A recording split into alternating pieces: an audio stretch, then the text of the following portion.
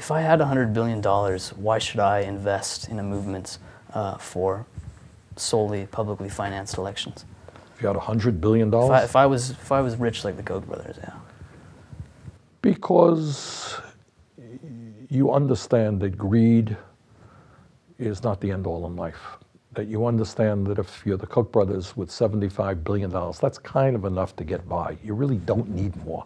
You don't need more tax breaks. You don't need to continue your war against working Americans. So if you were a wealthy person and you loved this country and you are proud of the fact that this country has led the world in many respects, not to mention the many problems we've had. We all know them. But we have been a democratic force for good in many respects around the world.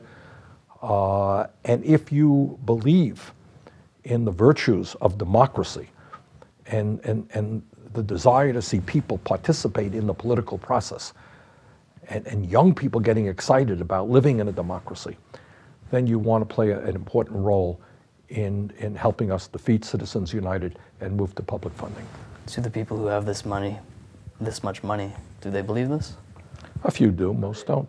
I mean, really, one of the above and beyond campaign finance, one of the really sick aspects of the world we live in today, is some of these billionaires are they're like alcoholics or heroin addicts who need another fix.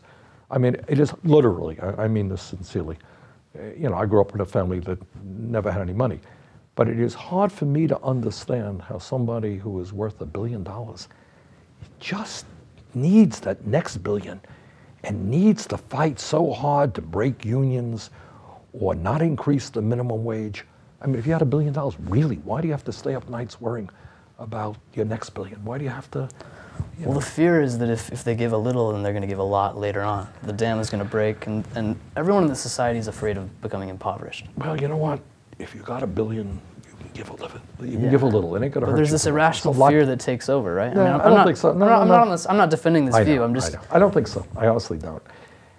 I think there are a couple of factors, and I'm not a psychologist here, because this is really, you should look at the issue of greed in the top 1%, like a psychologist would look at heroin addiction or alcoholism.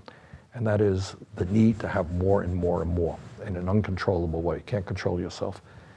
And I think it has number one, to do with a power trip, to be honest with you. Power's a pretty good thing. You know, if you were worth a few $1 billion, and you can sit down there with your brother and say, you know what?